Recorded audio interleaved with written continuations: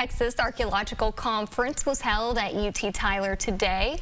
Academics and community members gathered together to discuss a variety of topics, including indigenous American history and traces of European settlers here in East Texas. We think of East Texas as, well, East Texas, but in the 17th and 18th century, it was where the world dominion efforts of France and Spain were playing out.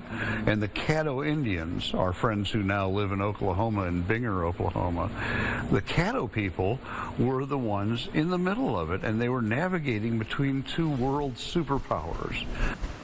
Now, professors from UT Tyler spoke at the event, along with other professors from Texas Tech, Wichita State, and more. We'll have this full story coming up tonight at 10.